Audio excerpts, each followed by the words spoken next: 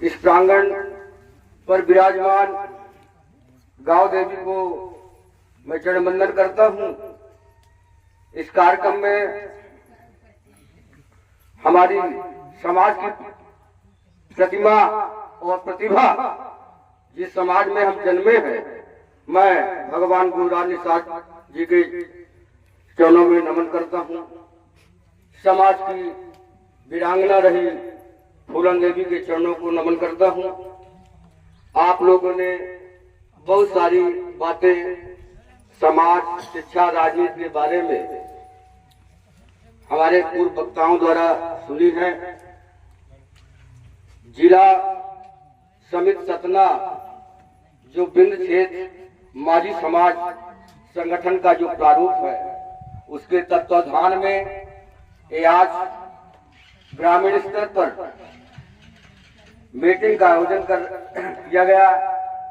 इस आयोजन में हमारे आयोजनकर्ता इस गांव के उप सरपंच आदरणीय बालचंद्र केवट जी का मैं बहुत बहुत आभार करता हूं कि आप बड़ी ही अच्छी व्यवस्था बनाए हैं। इस माझी समस्या की जो एक जटिल समस्या थी, इसका निवारण कैसे हो, इसके तहत महासंघ का गठन किया गया।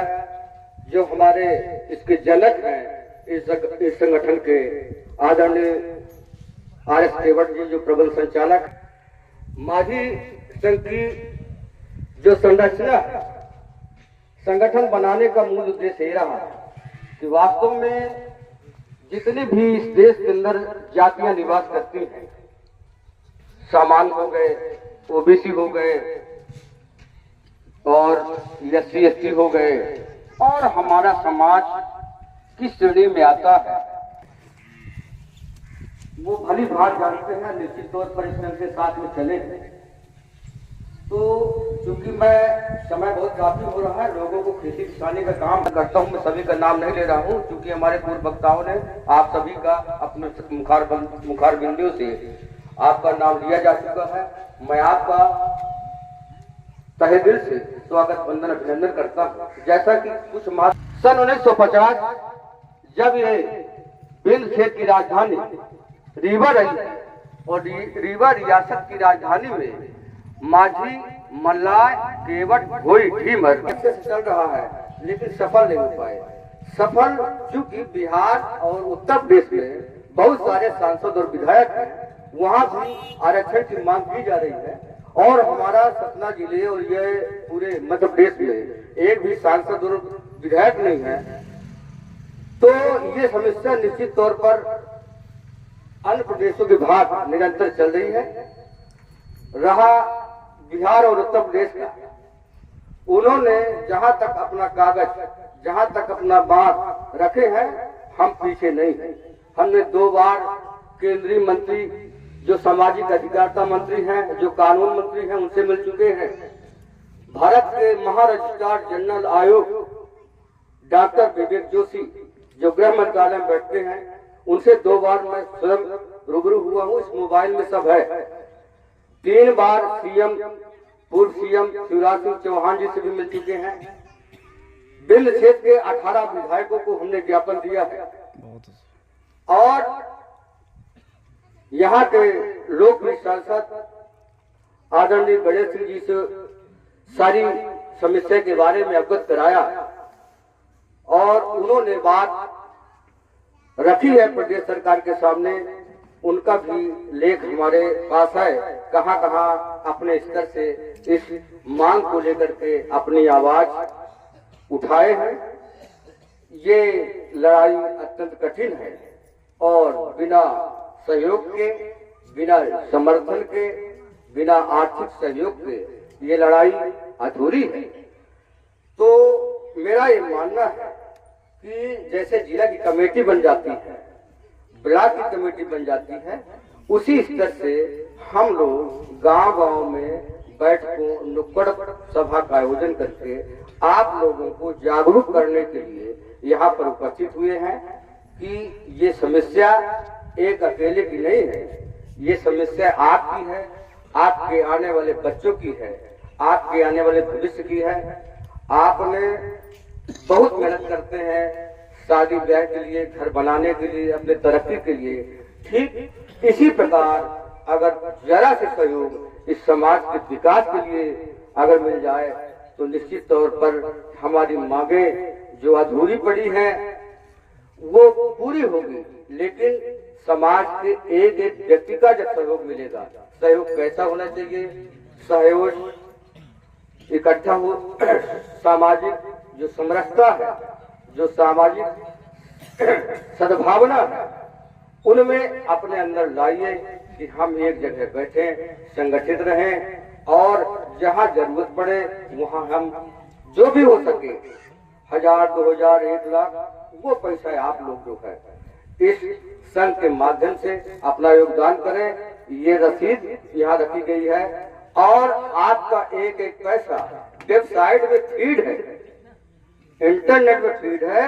जब भी खोलेंगे 5 रुपए से 5 लाख तक जो भी एक योगदान देगा उसका पैसा कंप्यूटर में, मोबाइल में जब आप लॉगिन करेंगे, हमारा वेबसाइट लॉगिन यहाँ पर नीचे दिया हुआ है, वो पैसा आपको दिखेगा। और हमारा एक लेखा जोखा है, हमारा एक कैश बुक तैयार की जाती है कि कितना आवक हुई और कितना जावक हुई। मैं इसलिए आप लोगों से अवगत करा रहा हूँ सारी चीजों को कि बहुत सारे वक्ता हर चीज के बारे में बोल दिए हैं, ये बात अधूरी रह गई है, तो मैं उसकी पुनरावृत्ति नहीं करता हूँ। जिस चीज की आवश्यकता है, जिस चीज की महत्व है और महत्वाकांक्षी हम रख रहे हैं, हम अपनी बात आपसे कह रहे हैं कि आप लोग सहयोग प्रदान करें। आर्थिक स्थिति से, शैक्षणिक स्थिति से आप पढ़ाएंगे लिखाएंगे, निश्चित तौर पर आपके उप सरपंच महोदय ने अपने व्यक्तिगत जीवन में उन्होंने जो संघर्ष किया, जो उन्होंने पैसा इकट्ठा किया, अपने बच्चों को पढ़ाने में सहयोग दिया, मैं अपनी ओर से, समाज की ओर से उनका आभार व्यक्त करता हूँ और धन्यवाद देता हूँ कि ऐसे उदाहरण जैसे बाल ने यहाँ उदाहरण पेश किया है, तो मैं चाहता हूँ कि हर घर से उदाहरण मिलना चाहिए, हर घर से पढ़े लिखे लोग होना चाहिए, हर घर से राजनीति करने वाले लोग होना चाहिए। बड़े खेत का विषय मैं इस मंच के माध्यम से अवगत करा रहा हूँ कि अभी पूर्व में पंचायत का चुनाव हुआ, मेरे को बड़ा दुख ग्लानि महसूस हुई कि एक बंदा अपने समाज का फॉर्म डाल दिया था विद्याधर केवट, उसके साथ एक भी मलाज समाज का लड़का चलने के लिए तैयार नहीं हुआ। बहुत ही खेत का विषय है। और वहीं दूसरी तरफ जो अन्य प्रत्याशी थे गोरैया ग्राम के सरपंच, तो हमारे समाज के लड़के 10-10, 20-20 उनके साथ में रहते थे। तो जो ये उदाहरण हमारे पूर्व वक्ताओं ने कहा कि क्या कमी है, किस लिए हम पूछे, संगठन, सहयोग। अगर यदि विद्याधर जैसे आप लोग सहयोग करते रहे तो चाहे हम कितनी भी मीटिंग लगा ले, हम कभी सफल हो सकते। साथियों, मैं आप सभी लोगों से विनम्र हाथ जोड़कर निवेदन करता हूं कि जिस प्रकार देश के अंदर हर समाज के लोग सामाजिक संगठन बने हुए हैं, हर समाज के लोग नेता और सांसद, सरपंच और बीडीसी, जिला में उन समाज का प्रतिनिधित्व होता है। अगर यदि आपका सहयोग मिले तो निश्चित तौर पर हम उस मुकाम को हासिल कर सकेंगे। और जब वो राजनीति का मुकाम हमें हासिल होगा तो जो हमारे विकास अधूरे पड़े हैं वो पूरे होंगे। जैसा कि अभी बालचंद जी ने बताया, मेरी कर्मभूमि है गोरैया, मैं सर आए दिन रहता हूँ, मैं हर छोटे बड़े लोगों को यहाँ पर जानता हूँ और हर जात के लोगों से मैं वाकिफ हूँ। निश्चित तौर पर जब मैं यहाँ आता था मुझे भी बड़ी ग्लानि महसूस होती थी और यदा कदा बातें अक्सर हुआ करती थी कि हम ये अपने हम मलाटी कहा था। आप लोग अपने मुख से ही बोला करते हैं कि हमारे मलाटी में विकास नहीं आया, सड़क नहीं आया, बिजली नहीं आया, पानी नहीं आया। तो मुझे भी बड़ी ग्लानि होती थी जब मैं किसी पार्टी की ओर से जब वोट मांगने आया करता था गोरैया तो लोग प्रश्न उठाते थे, तो हम यही कहते थे कि जब भी कोई, हम तो आए हैं किसी के पक्ष में समर्थन चाहने के लिए, लेकिन अगर यहाँ पर कोई अमुक प्रत्याशी, चाहे वो विधानसभा का हो, चाहे वो लोकसभा का हो, चाहे जिला का हो, आप संगठित होकर के इस तरह की जो हालात हैं इससे उससे अवगत कराए कि वोट तभी हम आपको देंगे जब हमारे मोहल्ले का विकास करेंगे और उससे कहलवाइए। मैं यहाँ के लोगों से भली भांति अवगत हूँ। यहाँ के वास्तव में बहुत भोले लोग हैं, अपनी बात जो कहना चाहिए दमदारी से वो कह नहीं पाते, लेकिन अब आप वो दिन दूर नहीं जब इस गांव की समस्याएं अधूरी रह जाएं।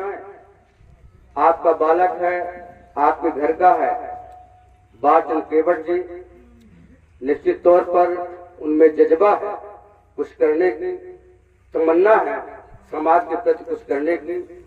आप उनकी बातों का अनुसरण करें, उनकी बात माने कि कैसे हमको अपने घर की तरक्की करना है, कैसे मोहल्ले की तरक्की करना है, कैसे गांव की तरक्की करना है, कैसे समाज की तरक्की करना है, कैसे देश और देश की तरक्की करना है।